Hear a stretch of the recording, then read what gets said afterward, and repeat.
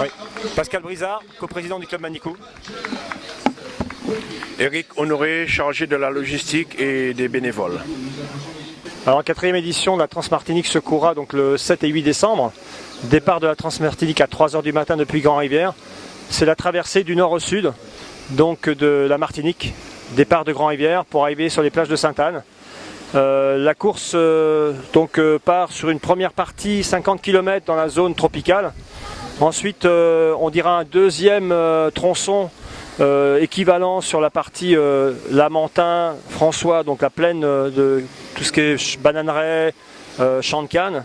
Et pour finir sur la zone sud, au bord de la plage bleue de la mer des Caraïbes et sur le sable fin, donc toute la partie sud pour rejoindre Sainte-Anne. Le parcours que vient de présenter Pascal, il y aura 5 points de ravitaillement en haut et 12 points de ravitaillement chaud. Et à l'intérieur de ces 12 ravitaillements chauds, il y aura, disons, 4 points où ce sera des points de remise en condition, où vous allez retrouver l'alimentation en repas chaud, proprement dit repas constitué, une assistance en médicale avec des médecins, des podologues, des kinés et une zone de repos. Donc sur ces 4 points-là. Et la ligne d'arrivée également au niveau complet comme ravitaillement. Sur ces différents ravitaillements, vous aurez dans un premier temps le sourire martiniquais et toute une suite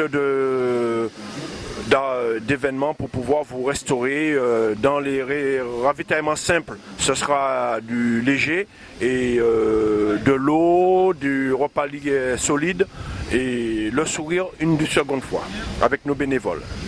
Alors sur la première partie, c'est en Martinique, effectivement, c'est beaucoup de monotraces avec des parcours très techniques. On a pas mal de racines, bien sûr un sol très, très souple, qui peut parfois être un peu collant, mais ça c'est je dirais le climat tropical qui veut ça, avec pas mal de dénivelé. On commence par la Transmartinique, on commence par l'ascension de la montagne Pelée, 1300 mètres d'entrée de jeu, en partant de Grand-Rivière, avec une descente relativement simple quand même, avec un léger passage de pierre en milieu de descente. Il faut faire très attention quand même parce que c'est pas du tout les monotraces qu'on peut trouver sur Métropole.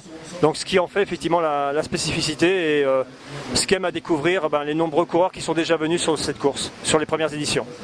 Alors comment se préparer? Il faut déjà arriver quelques jours avant la course, je dirais au moins 4 à 5 jours, même voire une semaine complète déjà pour se mettre dans l'acclimatation parce que c'est bien sûr pas le même climat que sur les zones métropolitaines et on n'oublie pas qu'on est en mois de décembre, donc vous pouvez passer d'ici à 0, 5, 6 degrés à 25-30 degrés sur la Martinique, donc il faut y arriver on dira une semaine plus tôt pour bien s'acclimater, commencer à faire un peu de repérage. Et puis je dirais l'hygrométrie qui est aussi complètement différente. On a quand même un pourcentage d'hygrométrie assez élevé. Donc il faut aussi s'habituer que l'organisme puisse s'acclimater. Voilà. Ensuite, conserver quelques jours aussi après la course pour profiter des charmes de l'île avec des choses extraordinaires à visiter et à y faire, quoi. Et profiter bien sûr de l'accueil, comme le disait Eric, et du sourire martiniquais parce que l'accueil c'est l'ambiance. On sera en plein mois de décembre, Eric pourra en parler mieux que moi, de tout ce qui est festif, de tout ce qui peut se faire autour de Noël et des fêtes de Noël.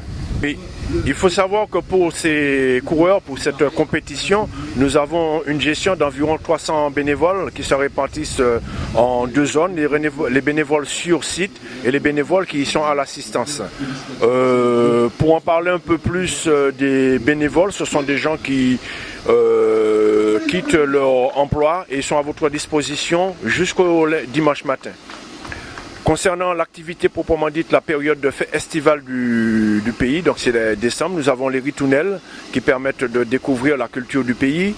Ensuite, pour reprendre l'avion en direction de la métropole, vous allez pouvoir emmener avec vous tous les préparatifs, c'est-à-dire les doucettes, les liqueurs qui sont uniques à cette période. Et puis, comme on dit une fois de plus, le beau sourire, la chaleur, surtout les vitamines A pour rentrer en décembre en métropole. Les inscriptions ont débuté depuis le 1er avril. Alors bien sûr on se rassure tous, il y a bien sûr encore de la place sur la Transmartinique. Maintenant il ne faut pas trop tarder parce que c'est une course qui est à sa 4e édition. Avec tous les bénévoles, on fait le maximum pour que ce soit une très belle course. Donc les premières éditions ont été je dirais, assez bien réussis, ont eu une très bonne, comment dirais-je, un très beau retour de la part des athlètes qui sont venus. Enfin, c'est ce qu'on nous a dit en tout cas. Et on remercie aussi les bénévoles pour ça parce qu'ils ont fait un excellent travail sur les éditions précédentes. Donc les inscriptions en ligne via le site internet, donc www.transmartinique.com, l'actualité sur le site et aussi sur les pages Facebook du club. L'inscription peut aussi se faire par courrier. Et bien évidemment, si vous avez un besoin d'informations, un mail à info@clubmanicou.com, vous aurez sous 24 heures, 48 heures une réponse à tout ce qui pourrait vous préoccuper. Alors on n'oublie pas les deuxièmes distances qui sont aussi le défi bleu et le trail des Caps de distance, un trail assez atypique, le défi bleu qui est un trail nocturne de 58 km qui part du François et qui reste toujours sur le même parcours que la Transmartinique, donc sur la fin du parcours.